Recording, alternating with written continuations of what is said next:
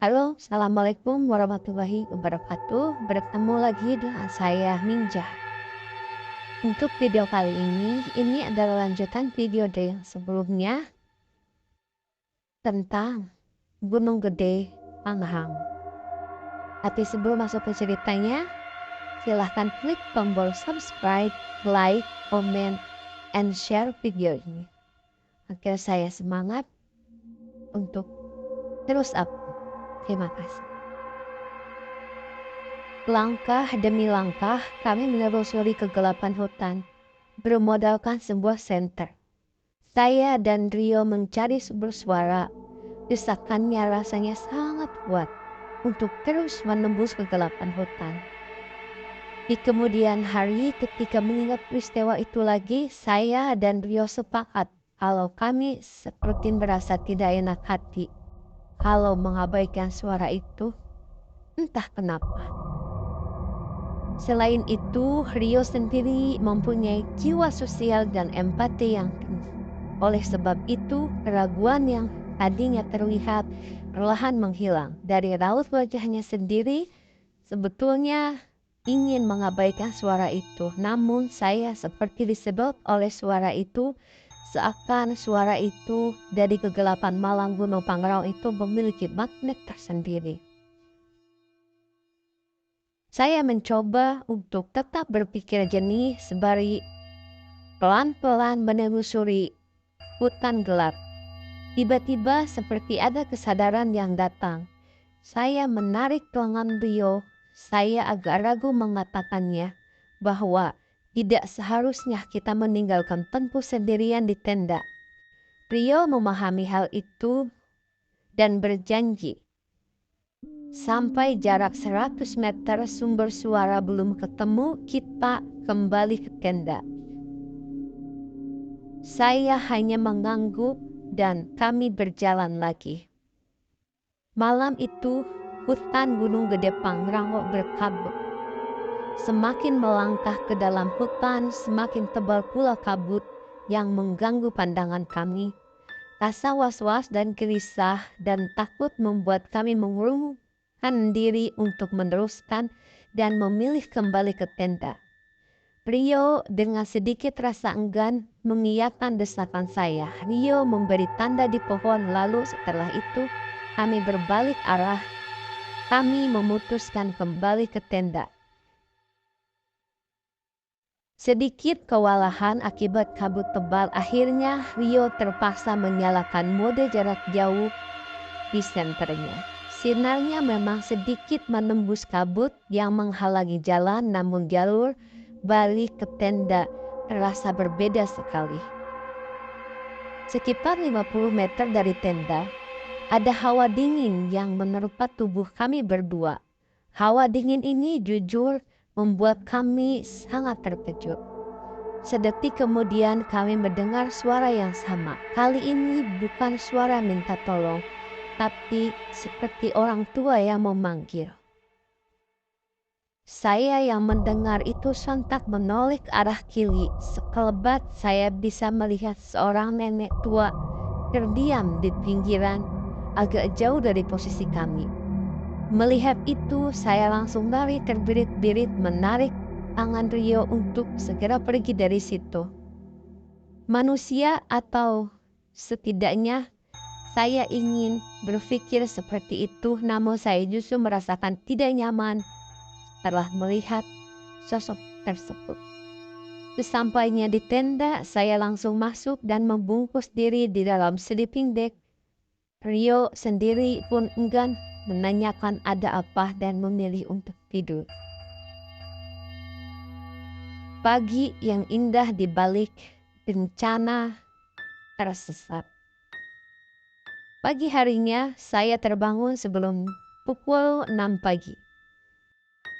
Masih dalam keadaan setengah sadar, hawa Gunung Gede Pangrango terasa dingin sekali. Saking dinginnya, saya langsung mengeluarkan jaket di dalam tas dan mengenakannya.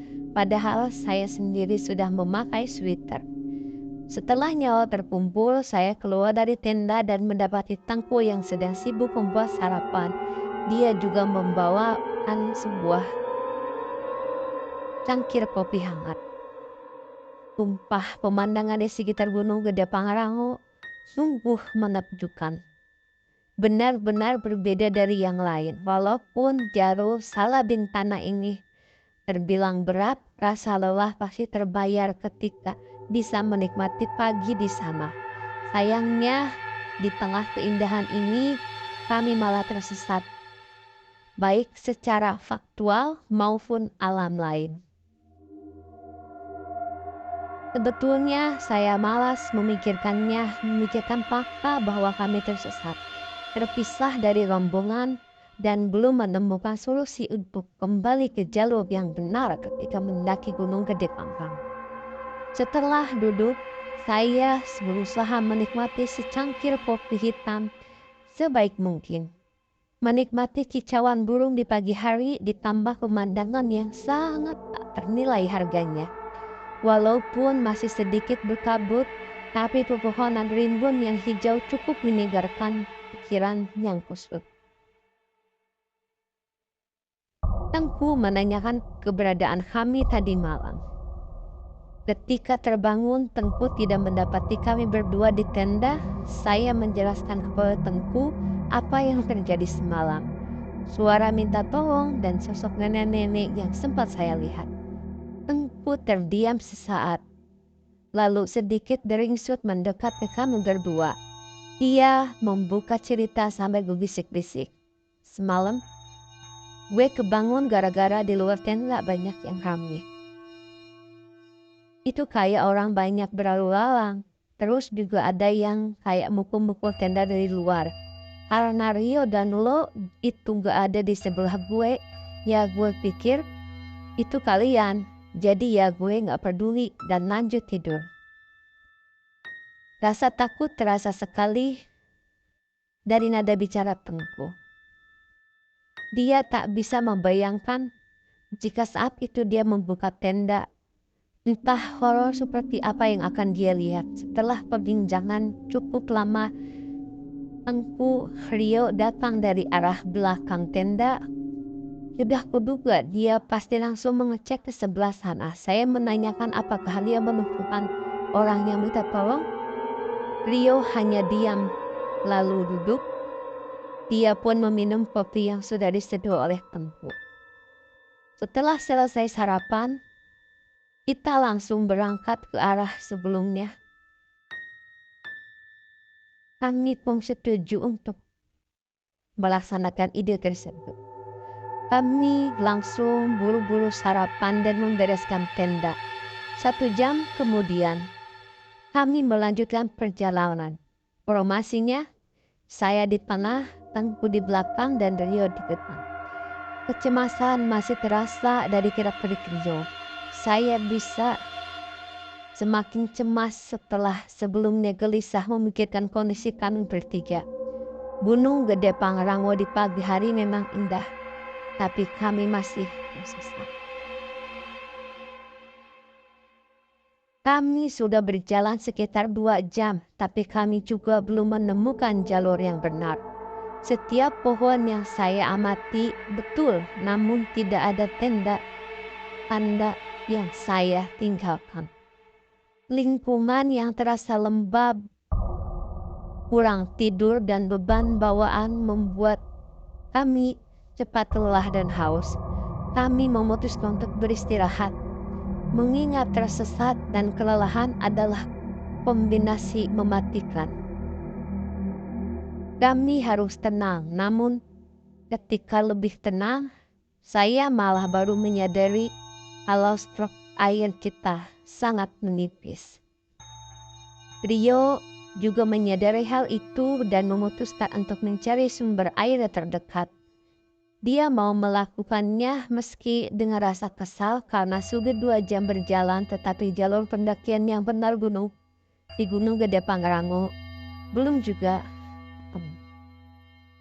Sebelum meninggalkan saya dan Tengku untuk mencari sumber air, Rio mengutarakan idenya. Rio mengajak kami untuk mengarah turun agar kita sampai ke bawah. Menurutnya, sangat mungkin Bayu, Miska, dan Kang Damar sudah ada di base camp. Kami berharap itu yang terjadi dan mereka menghubungi Ranger Gunung untuk melaporkan bahwa ada pendaki Gunung Gede Pangrango yang tersesat. Rio tak terlalu lama pergi mencari air dan hasilnya nihil. Dia tidak menemukan sumber air sama sekali. Dia juga tak berani mencari terlalu jauh. Potensi semakin tersesat meningkat kalau sembarangan melangkah di gunung. Saya dan Tengku bisa memahaminya. Tak mau membuang waktu lama, kami memutuskan untuk turun gunung. Kami hanya bisa berdoa jalur turun yang kami pilih itu adalah jalur yang benar. Kami berharap bisa bertemu desa di kaki gunung. Intinya kami harus segera ketemu dengan manusia yang benar-benar manusia. Kami menelusuri jalur hutan yang biasanya asing dan semakin menekan kesadaran kami. Rio menduga kami masih di sekitaran jalur Saladin Tanah, tapi bergeser dari jalur yang benar. Dia mencoba mengangkat mood kami dan mood dirinya sendiri. Saya tidak menghitung berapa lama untuk mencari jalur turun naik Gunung Gede Pangrango ini. Namun pastinya saya yakin kami sudah lama berjalan dan masih belum ketemu warga. Kondisi yang membuat mental saya kena hantam. Jantung mulai cepat terpacu karena bingung harus kemana. Mood yang coba dibangun oleh Rio ambruk dengan cepat. Saya merasakan betapa berbahayanya tersesat di gunung. Panik, kelelahan, dan menjadi masalah terbesar. Vegetasi hutan semakin rapat, begitu pula dengan tanah yang gembur membuat kami agak kesulitan berjalan. Hari semakin sore dan cuaca juga semakin mendukung. Hawa semakin dingin, semakin lega, lembab, dan gerah. Karena sepertinya akan turun hujan. Saya merasa akan semakin berbahaya jika memaksa berjalan. Oleh sebab itu, saya mengusulkan untuk mendirikan tenda mengingat sebentar lagi gelap. Rio yang emosinya menjadi tidak stabil karena kelelahan menjawab saya dengan kerutuan. Intinya dia masih ingin berjalan. Mumpung masih ada cahaya matahari meski redup. Melihat itu, saya mengingatkan Rio bahwa berbahaya berpikir dengan emosi ketika tersesat. Padahal saya sendiri baru pertama kalinya tersesat di gunung. Entah kenapa, Rio yang berpengalaman malah mudah tersulut emosi. Saya tahu dia ingin segera turun berkumpul dengan kedua teman kami. Saya juga merasakan hal yang sama, tapi tidak ada gunanya emosi dan memaksa. Rio memahami argumen saya dan memutuskan membantu Tengku untuk memulai mendirikan tenda. Sekitar pukul 5, tenda sudah berdiri dan persediaan kayu bakar akan dibereskan oleh Rio, sementara saya harus hati-hati membagi persediaan air. Setelah tenda beres, Rio ke bagian mencari kayu bakar. Saya dan Tengku menghitung persediaan makanan dan minuman, sekaligus nanti memasak makan malam. Rio mencari kayu agak jauh dari lokasi tenda. Dia bilang siapa tahu menemukan sumber mata air. Beberapa saat kemudian, kami mendengar teriakan Rio. Dia berlari mendekati kami sambil berteriak bahagia. Katanya dia menemukan desa. Jaraknya tak jauh dari lokasi kami. Tentunya kami tak mau membuang waktu, secepat mungkin membereskan tenda menuju desa yang dilihat oleh Rio. Memang agak sulit mencapai desa itu. Kami harus hati-hati menuruni jalur yang cukup terjal. Mirip seperti kita turun lewat tanjakan setan via jalur putri. Rio yang memang anak lambing mulai menunjukkan keahliannya. Dia mengikat tali cukup kencang di pepohonan yang besar dan melemparnya ke bawah. Ketika Rio sibuk mengurus tali, saya tanpa sadar mengucapkan kalimat, "Jangan ke sana." Engku yang mendengar itu pun heran. Saya tidak sadar telah mengucapkan itu. Tapi saat itu dada saya terasa sesak dan mengalami perasaan tidak enak. Entah kenapa hal itu datang secara tiba-tiba. Pada sedetik kalimat dari suami saya tentang firasat buruk terngiang lagi. Salah samar saya mendengar seseorang berbisik jelas di telinga saya.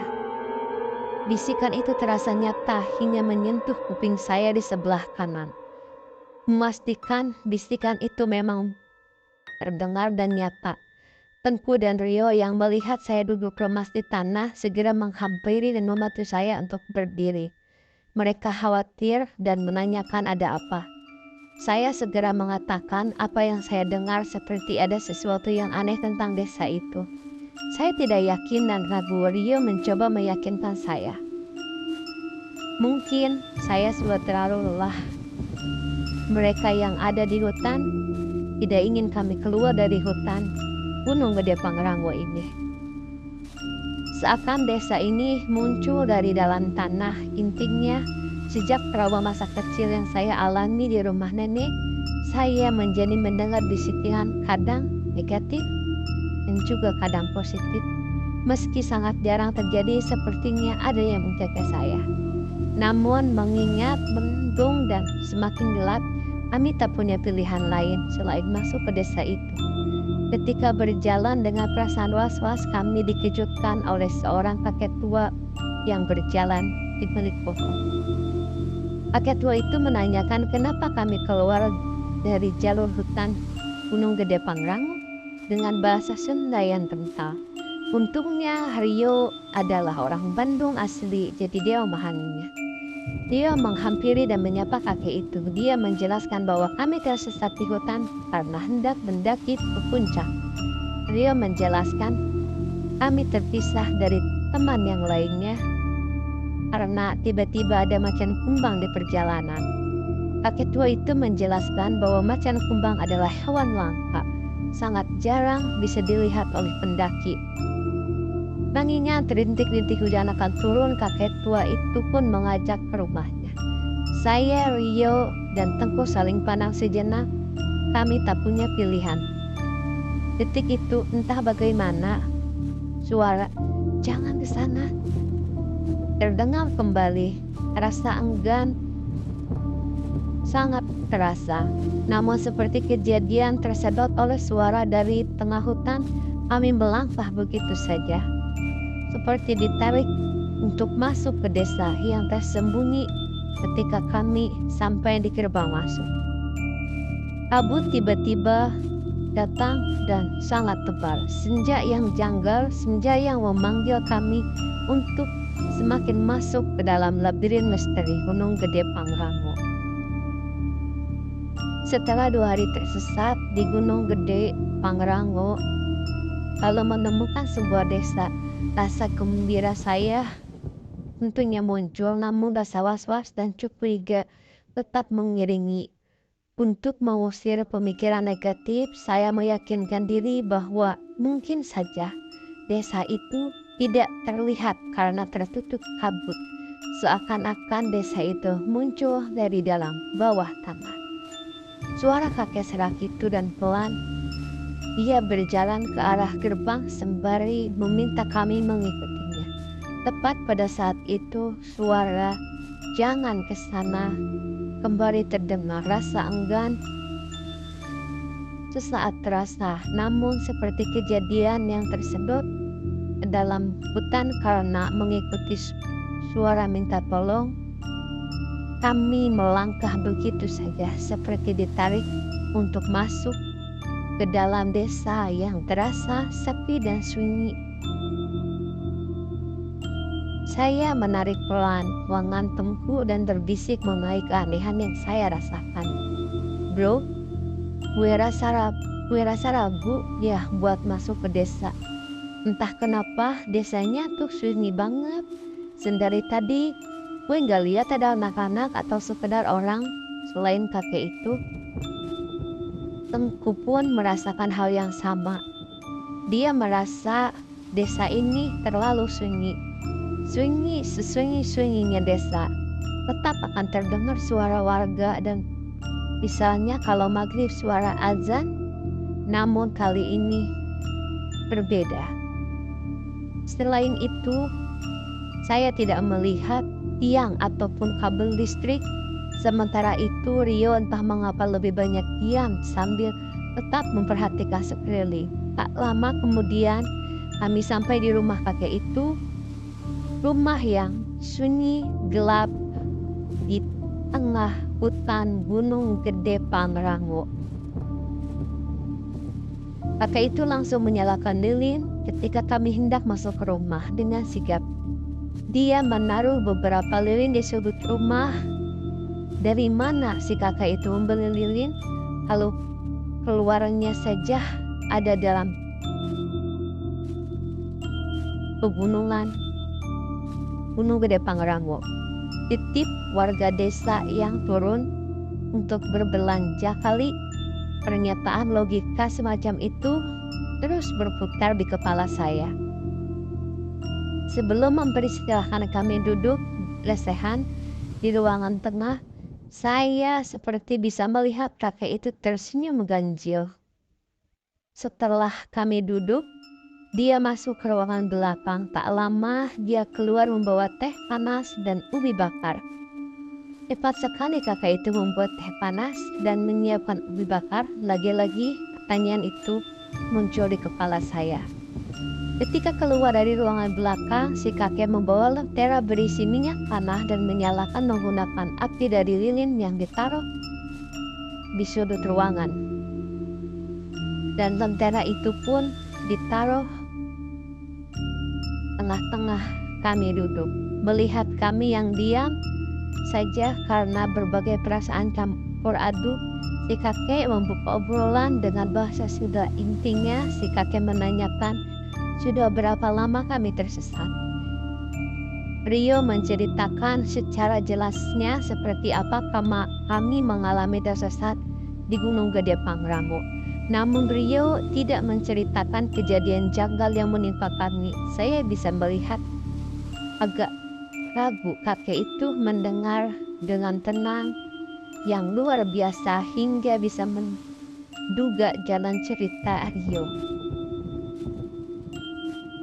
Setelah agak lama bercerita, Rio mengambil jeda dan mengeruk teh panas yang cepat dingin karena dinginnya malam Gunung Gede Pangrango. Tepat saat itu, kakek itu permisi ke belakang. Dia mau menyiapkan makan malam. Lantaran tidak enak, kami menawarkan bantuan, namun si kakek melarang kami dengan keras. Ya sudah, akhirnya kami duduk saja. Sejujurnya saya sedikit kesal dengan Rio yang tidak terbuka mengenai kejadian pagi ini. Oleh karena itu saya menghampirinya dan duduk di hadapannya dan menatap matanya. Rupanya saat itu saya ingin mendengar cerita dari Rio mengenai suara minta tolong sebelumnya. Setelah memohon-mohon untuk diceritakan, Rio pun mengiyakan dan cerita mengenai apa yang terjadi tadi pagi. Sebenarnya gue mau ngomong kejadian tadi pagi selama kita masih tersesat di Gunung Pangrango ini. Lo berdua tahu kan hal-hal aneh pamali kalau diceritakan langsung. Tapi karena kita sudah ketemu sama desa, besok pagi kita akan melapor ke balai desa, jadi gue ceritain. Rio sedikit celengak-celinguk ke sekeliling, memastikan tidak ada orang lain selain kita bertiga.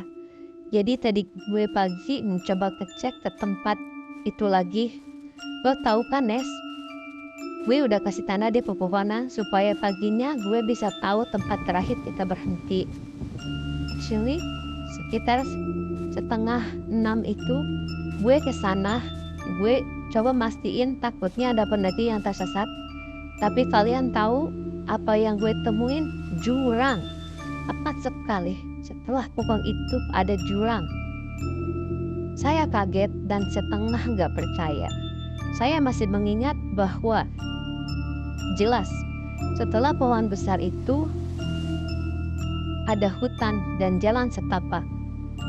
Saya yakin karena saat itu saya dan dia menyoroti setiap jalan setapak tersebut.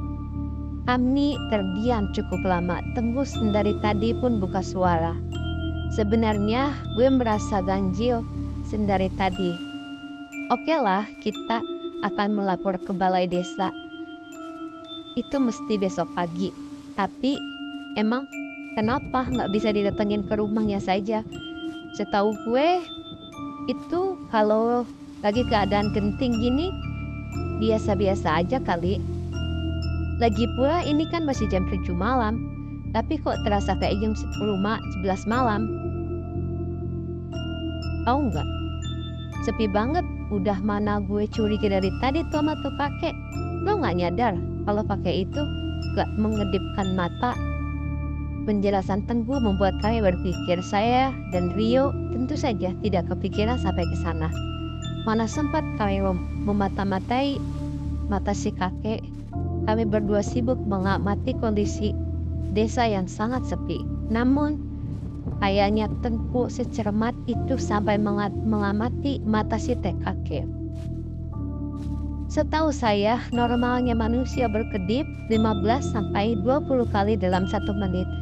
Membayangkan si kakek gak berkedip itu membuat saya dan Rio merinding. Kami bertiga sepakat untuk mencari jalan kabur dari rumah si kakek. Namun kami juga realistis, lari ke dalam hutan sama saja menyambut potensi untuk tersesat kembali. Jangan-jangan desa ini saja menjadi pentanda awal bahwa kami menghilang di Gunung Gede Pangrango. Ketika Rio dan Teguh sibuk mengamati kondisi desa di pinggir depan, si kakek muncul dari belakang. Dia bertanya, "Kalian mau kemana?" Pendengar yang baik merasa aneh gak dengan pertanyaan si kakek? Kalau orang normal selesai membuat hidangan untuk tamu, seharusnya bilang, "Mari makan seadanya." Namun si kakek nebak gitu aja dengan bertanya, "Kami akan kemana?" Gilanya si kakek melotot dan membuat keramahan yang sebelumnya hilang. "Maaf kek, kami mau melanjutkan perjalanan dulu. Kebetulan saya dapat sinyal dan bisa menghubungi suami dan ranger Gunung Gede Pangrango di bawah untuk minta tolong." Si kakek tua itu malah tertawa dengan alasan saya. Sepertinya dia tahu saya berbohong. "Jangan berbohong." Suara kakek itu terdengar serak. "Saya di sini bukan untuk menakuti, hanya saja hati kalian yang terlalu lemah, apalagi kamu." Kakek tua itu menunjuk ke arah saya sambil menyeringai. Saya yang kebingungan menanyakan maksud perkataan si kakek. Dia menjelaskan bahwa di antara kami bertiga, hati saya yang paling lemah. Kalimat itu selanjutnya yang membuat saya terhenyak. "Kamu tidak perlu takut. Penjaga di belakangmu sudah siap menerkam siapa saja yang mengganggu kamu." Dengan refleks saya menengok ke belakang dan tidak ada orang di sana karena Rio dan Tengku ada di sebelah kiri dan kanan saya.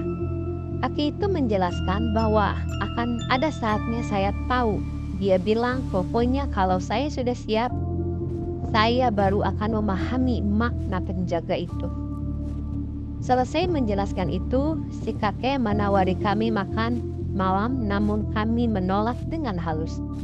Kami tidak boleh menurunkan kewaspadaan, namun percakapan singkat di atas membuat kami ragu apakah si kakek ini baik atau jahat. Semuanya jadi abu-abu. Dengan terbata-bata, saya mengatakan bahwa kami akan turun Gunung Gede Pangrango malam ini juga. Saya menegaskan bahwa kami siap menghadapi rintangan demi pulang ke rumah. Meskipun disebut menegaskan, sebetulnya saya sangat ragu.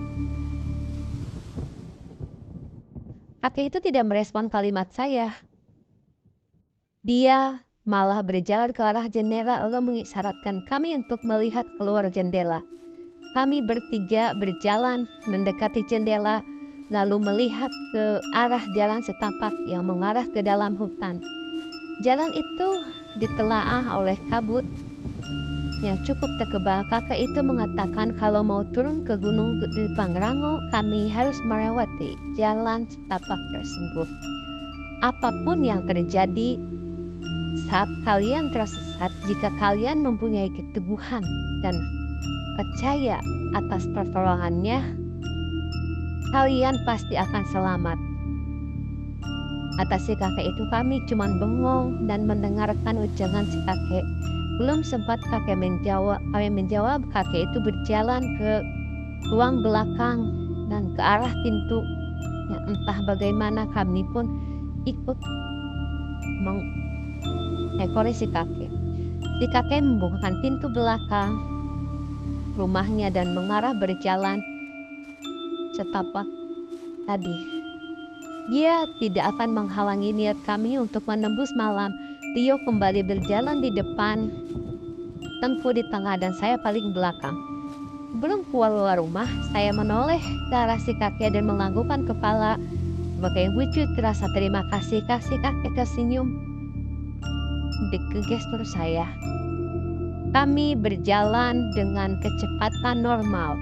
Ketika memasuki jalan setapak itu, meski belum ada 50 meter masuk ke dalam jalan setapak, kami mendengar suara manusia dari arah desa di belakang kami. Mendengar suara itu, kami bertiga saling pandang dan memutuskan melihat ke arah desa. Tetapi ada yang berbeda dari pemandangan desa yang kami tinggal itu. Sepi di depan, namun sekarang terdengar suara manusia sangat ramai, layaknya desa yang hangat. Setelah maghrib, di mana masyarakat masih ada di luar rumah dan saling bercengkrama, kami terlihat berakhir kali si kakek yang berdiri di luar rumah.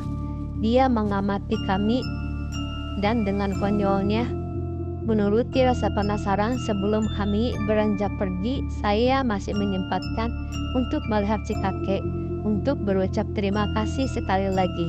Saat itu, saya sangat yakin wajah si kakek berubah setengah hancur. Bedanya sebelumnya sangat sempurna.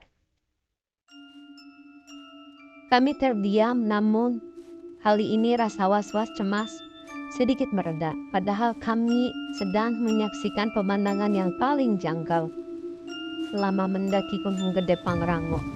Saya bersyukur di dalam hati setidaknya kami dapat petunjuk untuk bisa menembus hutan di kala malam, meskipun petunjuk yang kami dapat dengan cara yang tidak lazim,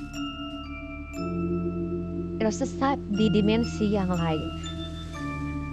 Kami tidak banyak bicara selama 20 menit lebih. Beberapa obrolan terjadi ketika kami saling mengingatkan dan tetap berada di jalur, memberi peringatan untuk hati-hati ketika melangkah.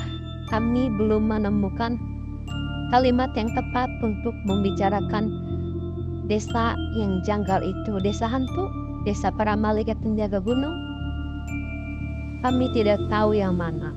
Kami hanya bersyukur karena masih bisa selamat meski masih berstatus pendaki tersesat.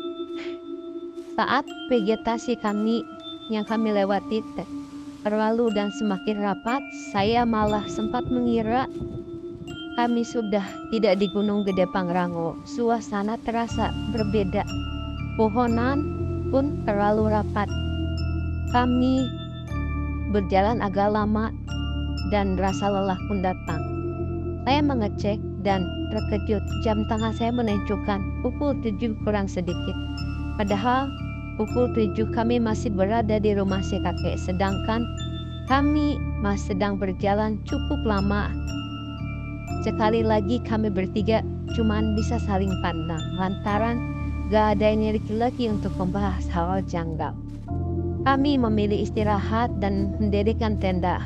Malam semakin larut. Satu hal yang kami sepakati adalah Sekeliling kami sepertinya wilayah yang belum dijamah manusia. Kami berjalan sebisa mungkin masih sesuai dengan jalan setapak yang ditunjuk si kakek.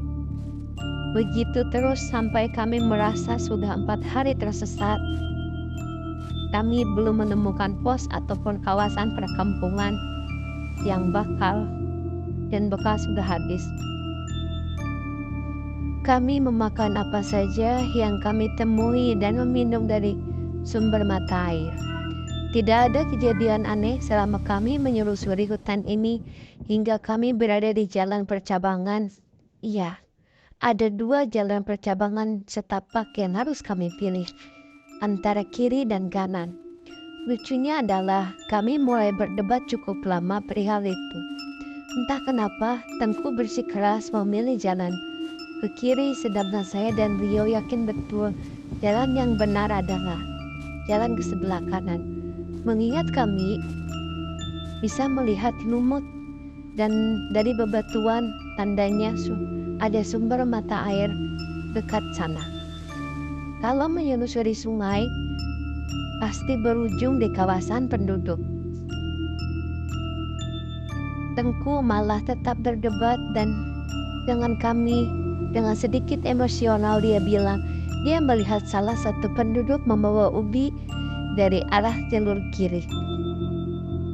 Saya dan Rio bukan tidak mempercayainya, tapi semua yang terjadi selama tersesat di Gunung Gede Pangrango membuat kami juga harus was-was terhadap makhluk halus yang menyerupai manusia. Karena perdebatan semakin tak terkendali, Tengku tiba-tiba berlari ke arah jalur kiri. Dia berusaha menunjukkan pada kami apa yang dia lihat dari balik kabut.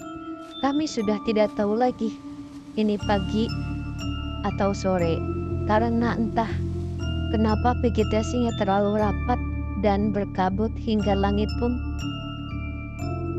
terlihat selalu mendung, atau memang kami terjebak di dimensi lain. Tiba-tiba dari arah belakang Tengku muncul sesosok dari balik kabut. Sudah lama kami tidak ketemu kejanggalan, jadi saat itu rasanya kaget sekali. Harimau putih dan kumandang azan. Dari balik kabut muncul seekor hewan, bukan macan kumbang tapi harimau putih. Saat itu saya sudah pasrah, bahkan sempat berpikir saya menyerah saja. Namun harimau itu tidak merekam atau merasa terancam atas kehadiran kami. Ia hanya memandang kami lalu berbalik badan yang mungkin setinggi punggung Tengku. Ketika berbalik badan, harimau itu sempat menengok ke arah kami. Ia seperti mengajak kami berjalan untuk mengikutinya. Setidaknya itu perasaan saya dan Rio. Iya, pada akhirnya kami mengikuti hewan itu seperti seakan tubuh kami berjalan dengan sendirinya. Kami berjalan agak lama dengan kabut yang semakin tebal. Saat itu tiba-tiba saya mendengar kumandang azan dari kejauhan. Harimau itu diam sejenak, sepertinya ikut mendengarkan kumandang azan yang semakin lama semakin jelas. Selesai kumandang azan, si harimau berjalan masuk ke dalam hutan, perlahan menghilang di balik kabut. Senang dan gembira, kami langsung bersemangat setelah bisa sedikit keluar dari hutan aneh itu. Suara gemercik air pun kami dengar. Kami tiba di air terjun yang tidak jauh dari sana. Saat itu kami memang sudah melihat langit gelap. Tak perlu membuang waktu, kami pun tetap melanjutkan perjalanan. Tersesat 5 hari di Gunung Gede Pangrango. Setelah melanjutkan perjalanan, kami mendapati persimpangan dengan tanda jelas. Sangat jelas persimpangan itu adalah pos 1 dan air terjun yang kami lewati itu adalah air terjun Ciberem. Iya, kami keluar dari arah air terjun itu. Kami akhirnya berjalan cukup cepat, seakan tidak mengenal lelah hingga kami sampai di pintu masuk Salabintana. Melihat itu, saya, Rio, dan Tengku langsung berpelukan kegirangan. Kami akhirnya sampai di pos Simaksi dan mendapati Bayu, Miska, dan Dev yang sudah berdiri gelisah di sana. Saya berlari ke arah mereka dan berteriak. Ekspresi kaget dan tidak percaya muncul dari raut wajah mereka. Miska segera memeluk saya dan menangis sekeras-kerasnya. Bersyukur karena Rio dan Tengku dan saya bisa selamat. Selesai berpelukan, saya merayakan keselamatan yang kami rasakan. Saya mulai merasakan keganjilan saat itu. Bayu dan Miska masih menggunakan baju yang sama saat kami mendaki. Seakan mereka tidak pulang. Saya pun berkata kepada Bayu, mengapa dia dan Miska masih menggunakan baju yang sama padahal kami mungkin tersesat sekitar 5 hari di Gunung Gede Pangrango. Lo gak mungkin jadi gila kan, Nes? Gegara tersesat di hutan kurang dari 2 hari? Ucap Bayu sambil sedikit tertawa melihat tingkah saya yang kebingungan. Tersesat di dimensi waktu.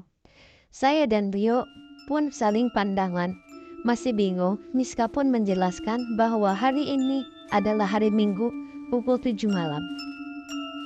Hari di mana kami terpisah adalah Sabtu malam. Miska menceritakan bahwa kami terpisah, mereka tetap melanjutkan perjalanan hingga pos Ciletik. Bermalam di sana sekitar pukul 4 pagi, memilih untuk turun agar cepat-cepat melapor bahwa kami hilang dan tersesat di Gunung Gede Pangrango. Kami sempat berdebat dengan rangernya karena alasan kami tidak masuk akal. Jarang sekali melihat wacang kumbang di daerah Gunung Gede Pangrango. Kata Miska mencoba meyakinkan saya. Saya masih agak kesulitan mencerna semua ini. Saya dan Rio sesekali lagi mencoba mengingat-ingat kejadian selama tersesat. Kalau di total kami tersesat hampir 5 hari. Kami bahkan mengira sudah tidak ada pencarian besar-besaran dari ranger Gunung Gede ini. Namun nyatanya kami baru hilang selama setengah hari saja. Pada akhirnya yang kami bisa lakukan adalah melapor ke ranger bahwa kami selamat, dan malam itu juga kami memutuskan pulang Tangerang. Selesai merapor dan bersih-bersih, saya sangat lelah, kelelahan yang agak kurang masuk akal. Saya seperti tidak punya lagi tenaga untuk berjalan bareng. Beberapa langkah, Dep suami saya menyadari kondisi saya. Sepertinya mengerti semuanya. Dia mengurungkan diri untuk bertanya dan membantu saya untuk berjalan. Fragmen trauma masa lalu. Rio dan Tengku pun merasakan hal yang sama, lelah yang teramat sangat, seakan kami berjalan ratusan kilometer tanpa henti, tidak mau membuang waktu. Kami masuk ke mobil dan meninggalkan kawasan Gunung Gede Pangrango. Ketika lepas dari kawasan gunung, sebelum keluar ke jalan besar, saya melihat si kakek berdiri di sudut jalan. Di samping pohon, saya juga melihat siluet hewan berkaki 4 di samping si kakek. Saya melihat itu, tersenyum, dan suara bisikan itu terdengar lagi. Namun kali ini bisikan itu menggunakan bahasa Belanda. Tiba-tiba saya merindukan nenek. Bersama kerinduan itu, ingatan akan trauma masa kecil di rumah nenek terpanggil kembali. Fragmen-fragmen trauma itu berkelebatan. Pusing. Saya memutuskan untuk tidur dalam mobil. Gereman mesin mobil mengantarkan saya ke alam mimpi. Aroma Gunung Gede Pangrango tidak akan pernah saya lupakan. Tamat. Gimana untuk cerita video kali ini? Silahkan komen, like, and subscribe ya. Cerita ini saya kutip dari tulisannya Agnes Putri Widiasari. Terima kasih.